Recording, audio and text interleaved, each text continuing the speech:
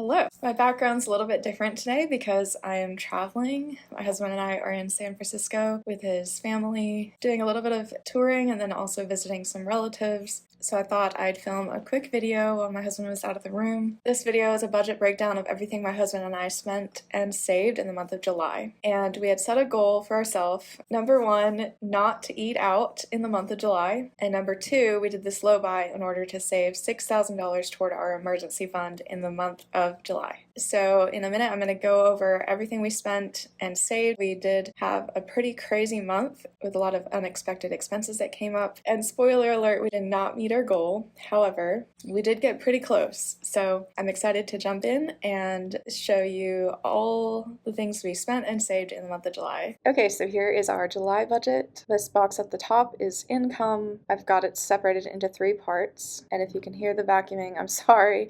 They're cleaning the hotel right now and vacuuming the room above me. Alright, so this box over here is all of our income, starting with W-2 income, and I was estimating $10,500 in the month of July. However, we brought in almost $10,000 even and 85 cents. And the reason for this is because my part-time job, I work with adults and children with developmental disabilities, and I actually ran out of hours for my part-time job. My main client ran out of hours and I was only able to work a little bit in the month of July. They are going to be refilled in the month of August, so I will be able to work a lot more shifts in the month of August, but in the month of July, I was not able to work as much as I was expecting, hence the budget being $500 shorter than estimated. There's like a leaf blowing outside the window right now. So anyway, moving on to the extra income part of the budget, which is this window over here. I was expecting about $15 from Cash Apps, and we actually brought in $0. I should have anticipated this because a lot of the Cash Apps that I'm using, there's a threshold in order to cash out with them, and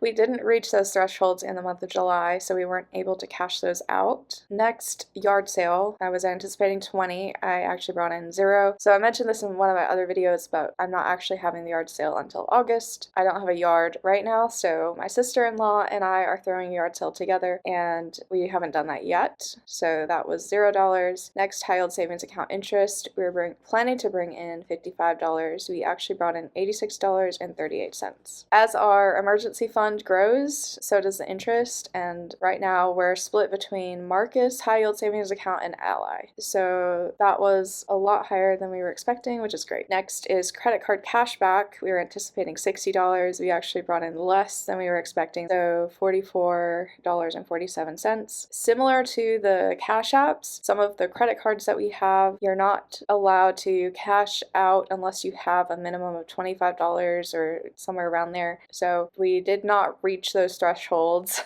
in July, so we're gonna have to wait until maybe August or some other month in order to cash out from those specific cards. Right now I think I have $17 in my US Bank cash back, but for US Bank you need a minimum of $25 to cash out. So anyway, we would have made that except for the minimums. I hate it when credit cards do that. I wish they would just give you the cash back that's owed to you. Some of the cards do go ahead and just let you cash out whatever amount, so Chase is really good about that. All of the Chase cards, I have 3 at this point, and all 3 of those Chase cards let us cash out right away no matter how low the cashback is. I think one of our cards had 42 cents and another card had 47 cents, and I went ahead and cashed those out and got those deposited straight into our bank account. Unfortunately, not all credit card companies are like that. Okay, so the next category under extra income, Facebook Marketplace, I'd anticipated $350, and I was gonna, as you can see up here, post 25 things for sale online, and very ambitious here, but that did not end up happening. I ended up making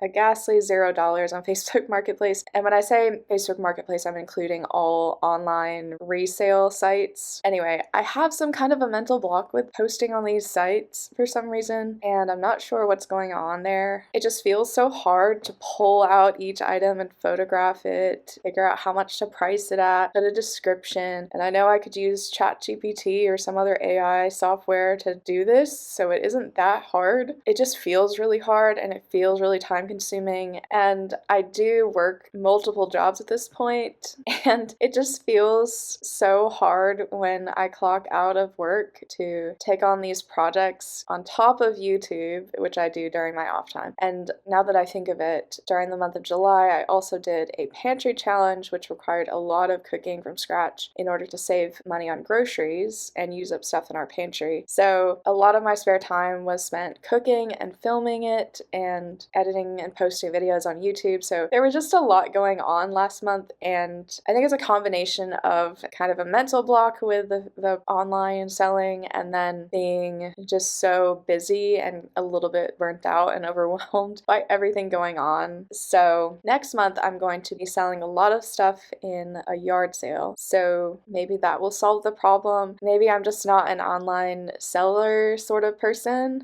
and I should just get rid of all that stuff in the yard sale. At this point I've had quite a few months to post these things online and I still haven't done it, so I think I should just call it a loss. I was gonna try to post a bunch of stuff later in the month, but then we had all this travel come up and I didn't want to post a bunch of things online and then not be able to meet up with people or mail it to people for a couple weeks after posting it. So anyway, I'm gonna stop talking about that, but we're not done with the extra income category. Right now we have $130.85, which is a lot lower than the $500 I was anticipating. However, the next thing in the extra income category is the North Carolina Department of Revenue sent me a check for $632.68, and this is actually money they had owed me from 2014, so well over 10 years ago. In 2014, North Carolina Department of Revenue miscalculated the amount of tax that I owed them, and it has literally taken this long to get the money back from them. And it's just a whole long drawn out story that I'm not going to go into in this video, but they actually sent me my money back with interest, which I was shocked to see that. This whole process trying to get this money back from the state of North Carolina has been so irritating and frustrating. I eventually just sent in an appeal letter shortly after I started this challenge because I was trying to get this money back in order to put it toward our emergency fund. And then that's when I got a check in the mail that had not only the principal amount but also interest, which was such a relief.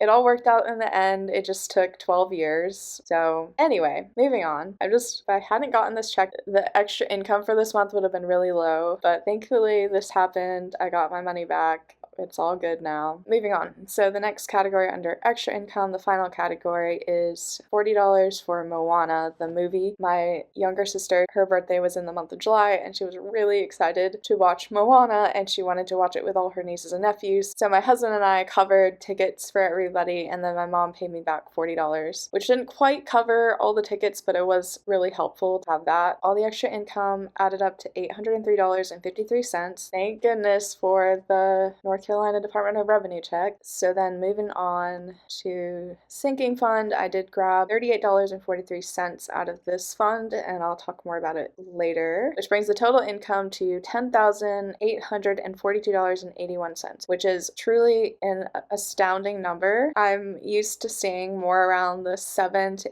$8,000 number, but I did get an extra paycheck for my full-time job this month, but this could have been a whole lot lower considering I didn't bring in income from a lot of the categories in the extra income categories that I thought I was going to. So I'm happy with this number. It's very rare for me to see a $10,000 month, so I am more than happy with this number. And now I will move on to the expenses section of the budget. First off, rent, $1,195. My husband and I live in Central North Carolina and rent a 2-bedroom, 2-bathroom apartment, about 1,100 square feet. Next, electricity, that was $202.63 as we were expecting. Next, phones, $30. Internet, $70 as expected. Car and rent insurance, $0. We pay for our car and rent insurance 6 months at a time, so we were expecting this to be $0. Next, life insurance, $128.93. That was as expected. Subscriptions, $31.30. This is all in the note here: Netflix, Disney Plus, Peacock, HBO Max, and Apple Storage. So next, gym, as expected, $55.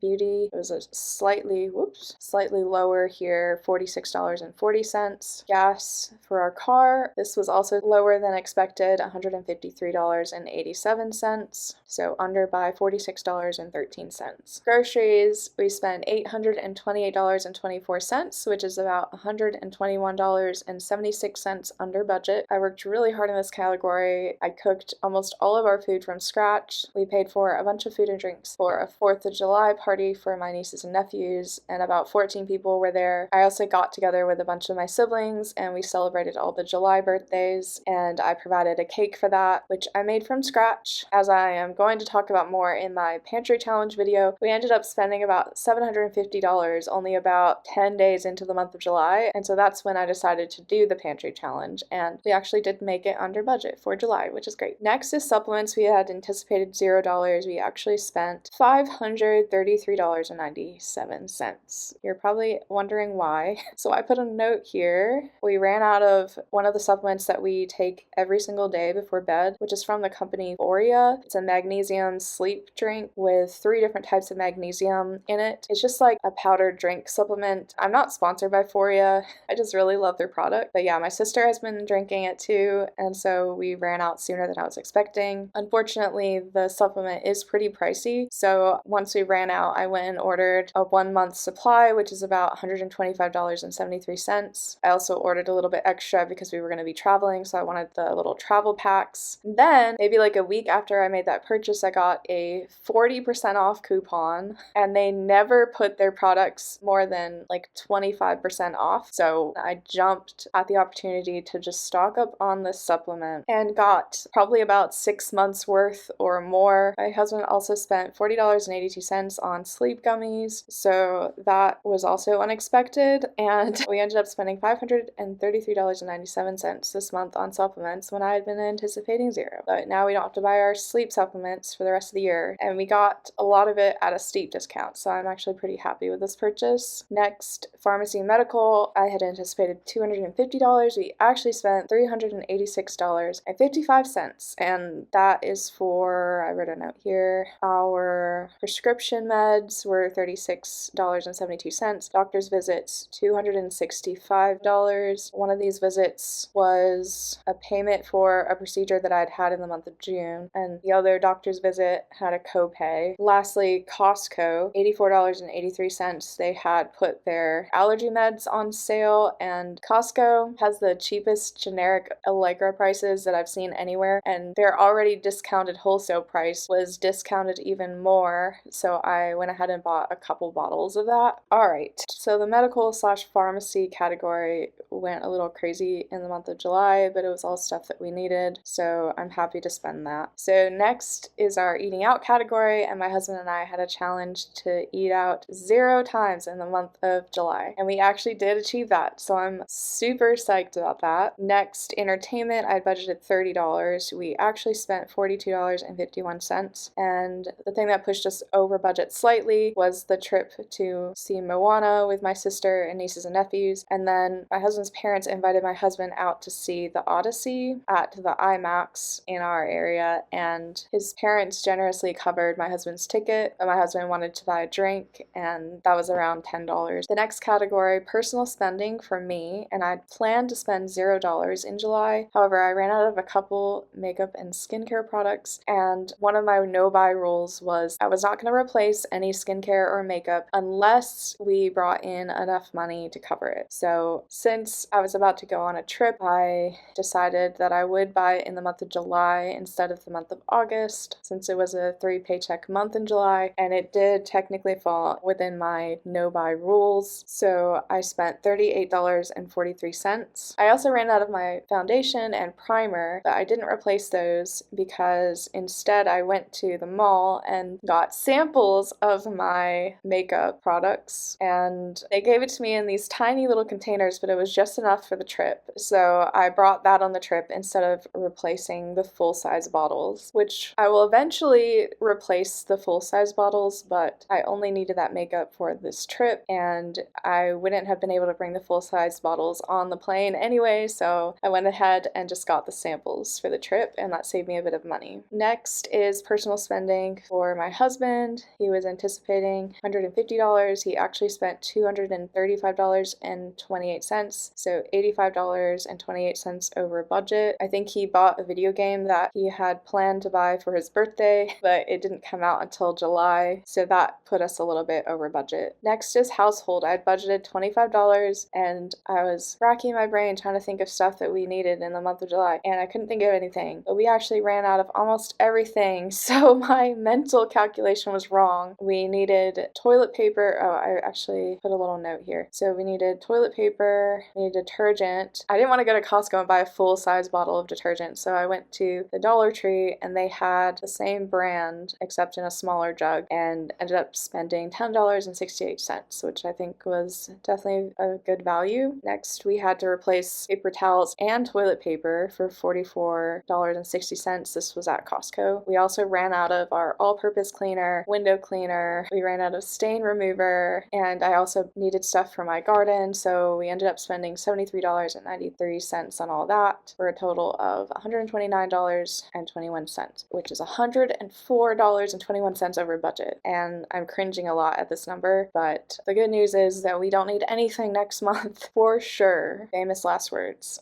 Alright, so the next category is also a big one. We were guesstimating $275 for gifts. We actually spent $394.96, which is $119.96 over budget. I also added a note here so you can see the breakdown here, but a lot of this spending was on our nieces and nephews. For example, we brought them to a Japanese steakhouse as a reward for getting good grades. This is weirdly motivating for them, so my husband and I just roll with it. That was $200.59. They all get, of course, like these elaborate drinks, and we just go all out with them to reward them for getting good grades. Next, I spent $4 at the Dollar Tree for birthday decor, a birthday banner, and some balloons for our sibling Sunday get-together where we celebrated all the July birthdays. On 4th of July, we got sodas for all the kids because it was so hot that day and we were sitting outside in the heat for hours, so we wanted to make sure they had a lot of drinks and they wanted to stop by the gas station and get some special sodas. Next, my niece turned 2 years old in the month of July and we bought her a gift for $32.01. We also got stuff for root beer floats. That was $10.76, again for the nieces and nephews, and then candy for the movie and Moana movie tickets for 6 nieces and nephews, and then my youngest sister whose birthday was also in July. And then we also got boba for the nieces and nephews. We bought the boba kits at Walmart and that was $22.99. So yeah, the whole breakdown is here if you want to see it. Next is travel. We had anticipated $500. We actually spent $479. I have been really trying to save kind of a travel sinking fund for my friend's wedding in October because me and my husband will be traveling to Seattle for that wedding. However, $0 of this went toward that trip because an unexpected travel expense came up. My husband was invited to his brother's bachelor party, which is a whole big to-do. They're traveling to another state and doing a bourbon crawl, and the people planning this bachelor party are pretty well off, I'm gathering, because they basically looked around for the most expensive Airbnb and then said, oh, we can split this 6 ways, so it'll be great.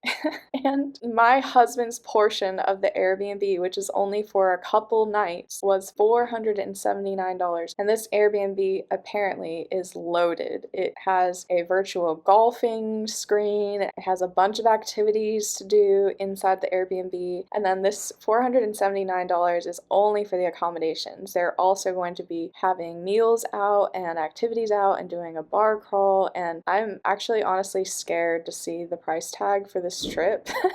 The people planning this trip are being so extravagant. So my husband's bachelor party back in 2021 was a bunch of guys sitting in the backyard grilling steaks, and I think they went bar hopping locally. They did not travel out of state for this party, and then hung around and smoked cigars or something. Like, it was pretty inexpensive. And his brother, I don't know if this is like a trend or something, I knew about bachelorettes being really over the top, but I didn't know bachelor parties are now super over the top. The good news is he only has one brother, so my husband is not gonna have to pay this again and again.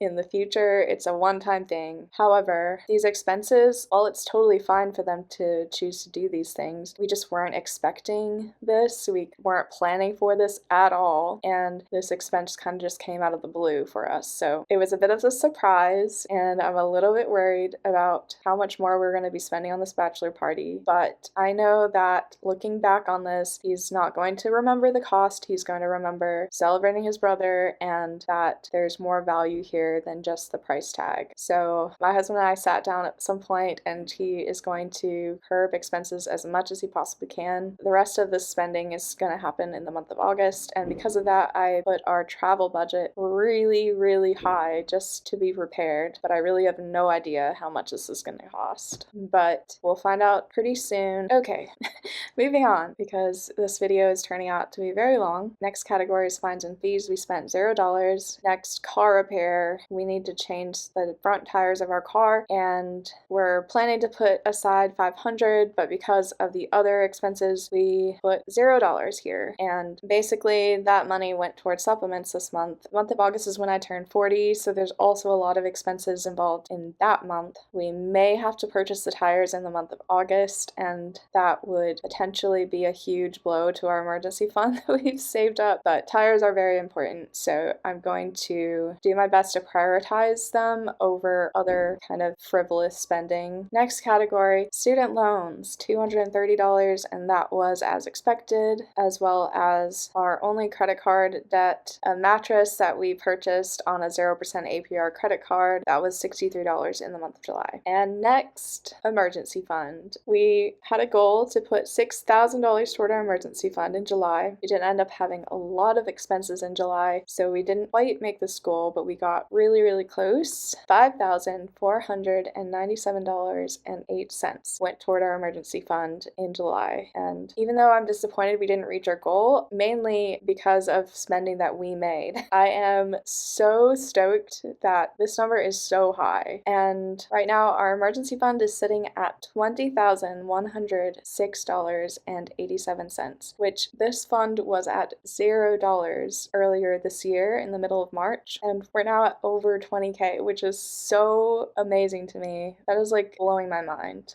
And I'm feeling really motivated to keep funding this as aggressively as we possibly can, because we're almost done with this goal and I can almost taste it. Funding an emergency fund is such a boring, anticlimactic sort of goal. You just pile up all this money and just stick it somewhere, and it's not very satisfying. But in order to reach this goal of funding our emergency fund, we put all of our extra investing on hold, and I really want to start investing again. So anyway, all that to say, around $5,500 toward our emergency fund in 1 month is mind-blowing, and I'm so proud of us, even though we did have a lot of missteps this month. Finally, the last item on the list is donate. I spent $50, which brings our total savings and spending in the month of July to $10,821.36. The final thing to go over on this budget is the July to-dos. The first thing on the list is post 25 items for sale online, and I already talked a little bit about this, but I did not achieve this in the month of July. Also, register for county fair. I did not achieve this either. When I pulled up the catalog for the fair in my area, there were so many categories, I was getting really overwhelmed. I'm just gonna do that as soon as I can. The fair starts in October, and I think we have to register by August 31st. So I'm gonna do my best to do that this month. Next, have a yard sale, as I've already discussed. We did not have that yard sale in July, but we will be having it in August. Finally, last item on the list, enjoy something fun/relaxing. And I did check this off, but I didn't really do anything memorable. It was probably just me on my phone relaxing on the couch or something. So I went ahead and checked it off because I know I did something fun and relaxing in the month of July. So we're just gonna call that one done. Okay, that's it for the budget. Here is a clip of me filling out the July tracker. The reason why it's a cake is partly because 4th of July was the 250th birthday for America, and also my youngest sister was born in July, so we celebrated her birthday. And finally, we have a lot of family members who celebrate birthdays in July as well. I have a niece, my mom, as well as my brother. We did not quite reach 6K, so I didn't completely fill out this tracker. I'm also filling in the 30K tracker, so that would be be about 20 weeks since we started this 30,000 saved in 30 weeks challenge. We now have over $20,000 saved in our emergency fund, so we are actually weirdly on track. So anyway, if you stay till the end of this video, thank you so much for watching. Next week I'm planning to post a pantry challenge video if I can get it edited. There's a lot of footage, so I will be on vacation while I'm editing, so we do have a little bit of downtime, and I'm gonna try to get that video up next week. My husband and I are about to go out and do some more touring of San Francisco. It's beautiful weather today, and my husband's never been here before, so I'm excited to explore the city and try a bit of the food, and I hope you're having a wonderful day and a wonderful month of August, and I will catch you in the next one.